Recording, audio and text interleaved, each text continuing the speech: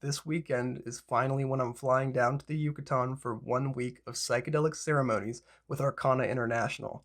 If you're interested in going to one of these things, I'm going to put the link below to Arkana International and my coupon code as well. Boy, am I excited. This is going to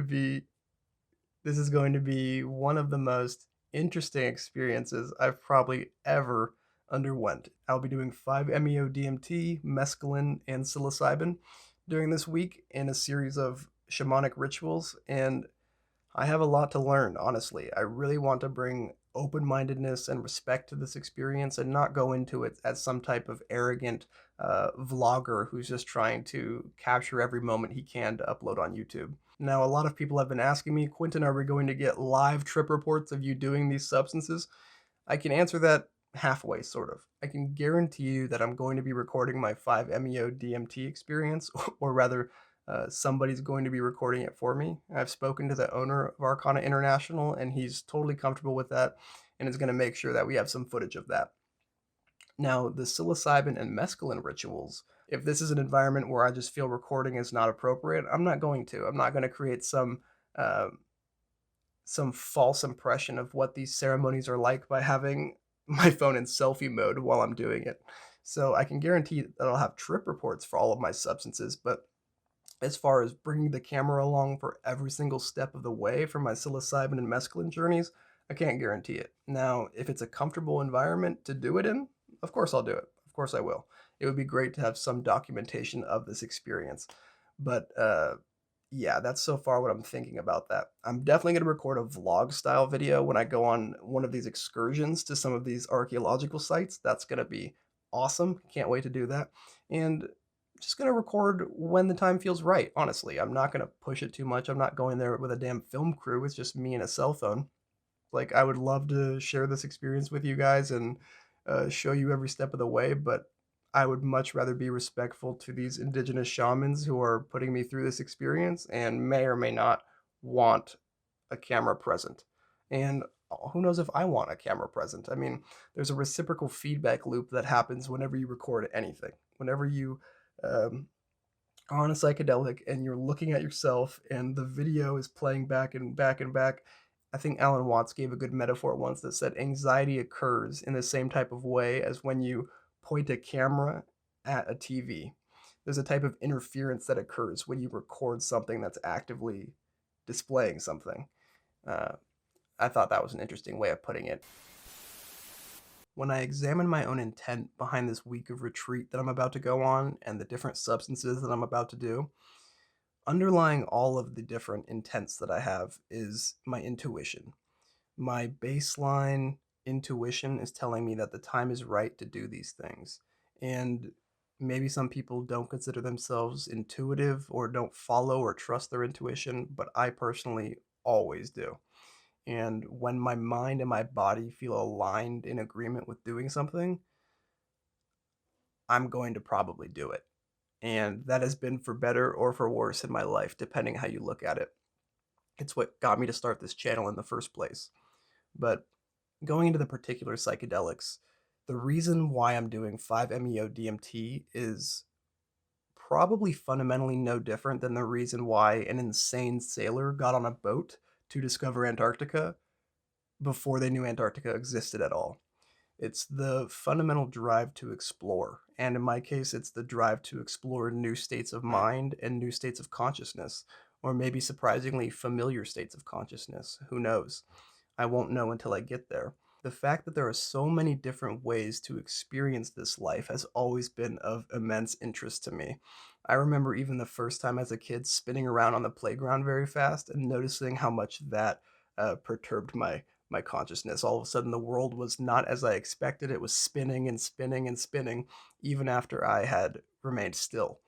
So, that drive to understand the state of mind of spinning, which occurred even as a young child, is still in me today in new forms. It's the reason why I'm interested in meditation, why I'm interested in divine revelation through spiritual experience, all of these things, because the human mind is very, very flexible and it can take many different forms, probably many forms that we've yet to even discover.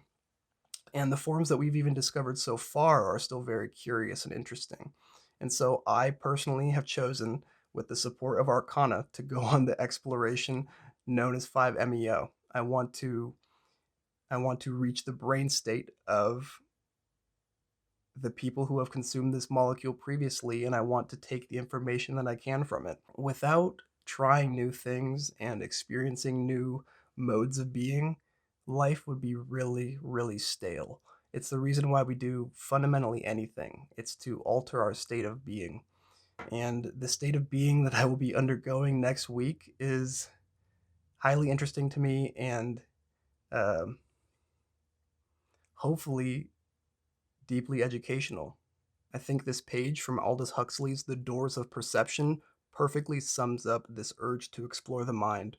He says on page 84, a man consists of what I may call an old world of personal consciousness and, beyond a dividing sea, a series of new worlds, the not too distant Virginias and Carolinas of the personal subconscious and the vegetative soul, the far west of the collective unconscious, with its flora of symbols, its tribes of aboriginal archetypes, and, across another vaster oceans, at the antipodes of everyday consciousness, the world of visionary experience.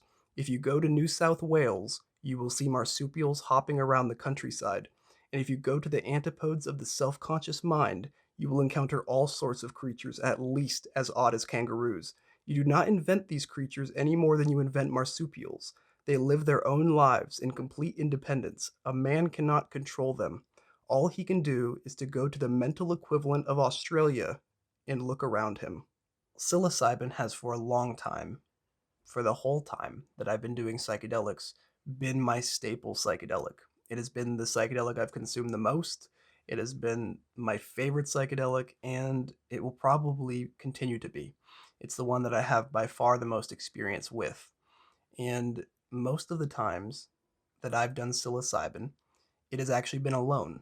I'm aware that trip sitters are highly recommended for people consuming psychedelics, but after you have some experience with a psychedelic and you're comfortable with it and you know the type of environment that promotes a positive experience, you eventually can take the training wheels off. It's not always necessary. And I say this for people who are experienced. It is not always necessary to have a trip sitter when you're already in a safe context. And so, suffice it to say, most of the times I've done psilocybin have been alone. And those have been almost every single time profoundly insightful journeys that have altered my life and the way that I perceive the world. And there have been times where a trip has gone more dark or more negative or gotten uncomfortable, but I have learned to manage it myself. And there's nothing wrong with that. But I must ask myself, how different would this be if I did psilocybin in the presence of somebody who has deliberately trained in their particular culture's methods to deal with somebody undergoing this experience? If a function like a shaman has existed in a culture for hundreds or thousands of years, there's a purpose for it. There's a purpose for it. It simply would not be there if there was not. And so, what is this purpose? What is the defining aspect of having a guide with you for the journey? And not a guide that's your friend that's ready to call 911 when you ask for it, but a guide that understands the state of mind that you're in, probably better than you do, and can offer novel solutions or recommendations to modify your experience if that's what you want. What does the shamanic environment do to the state of mind of somebody on a psilocybin trip? In this context, what does a Mazatec shaman do? I really want to know these things, and I feel really comfortable going into this experience. One, because I'm very experienced with psilocybin, but two, because I know I'll be in good hands. And I guess you could say I always feel like I'm in good hands with a trip sitter, but in some ways, a trip sitter for me, in my experience and my friend circle, has been more like a literal life preserver or life raft versus anybody who could actually possibly uh, empathize and help you cope with a difficult experience, or provide you with a new way of undergoing that experience. It almost feels unnecessary for me to say that also my intent, of course, is the transformative experience itself, but I don't want to go too much into what I expect from psilocybin, because every time I set an intent, I should say, anytime I've had an expectation of what psilocybin would do, it has thrown me for a loop. And so I've learned to let the medicine that is psilocybin work through your body in the way that it will. And intentions are fine, what you wish to glean from the experience. Um, on a deeply personal level, those are fine. But just know that you may get something completely different than what you asked for, but it likely will be what you need. And so that's my intent behind why I'm going to trip on psilocybin with a Mazatec shaman. This familiar urge to explore and accept the things that are seen in a new state of mind are what lie deeply behind my interest in doing mescaline for the first time. I remember the first time that I heard about mescaline in a way that actually made me interested in exploring what it was or doing it. And it was when I read The Doors of Perception by Aldous Huxley after my first LSD trip. He has a paragraph in that book that I'm going to read in a second that perfectly described my first LSD experience to a T.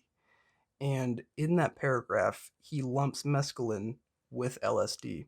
I'm going to read to you what Aldous Huxley said about the prototypical mescaline experience.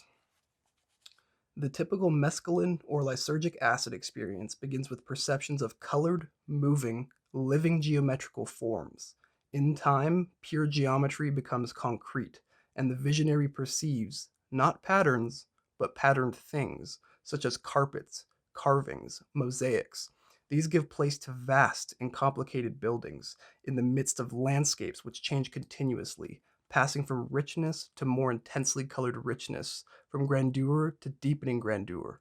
Heroic figures of the kind that Blake called the seraphim may make their appearance, alone or in multitudes. Fabulous animals move across the scene. Everything is novel and amazing.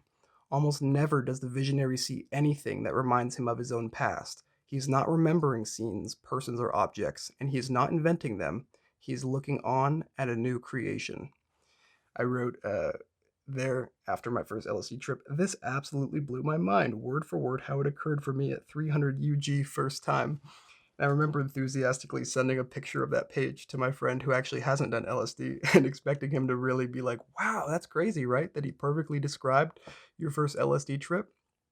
Um, by the way, if anybody has seen that video, the 300 UG in the forest trip, you'll notice that I'm ranting over and over again about mosaics. And it was just hilarious to me to read that it was so plainly spoken. What was this, written in the 50s about this happening? So this clearly has precedent. So if mescaline is even 1/3, 1/4, or 1/5 of what is described in that paragraph, which so accurately described my LSD experience, I simply must try it. I have to. And it's going to make it even more fascinating that it will be with a Hueco Maracame. And I hope to become more familiar with that culture. I hope to understand more about what the types of practices in a peyote ceremony are. But underlying all of that, this urge to experience being with a shaman and doing peyote is this seedling of interest, of deep interest that was planted by that paragraph. And I won't go into it expecting it to be like that, but when somebody as reputable as Aldous Huxley describes his prototypical experience like that, I think it might give a good outline of some of the things I might be able to expect. And so I guess we're just going to see how it goes.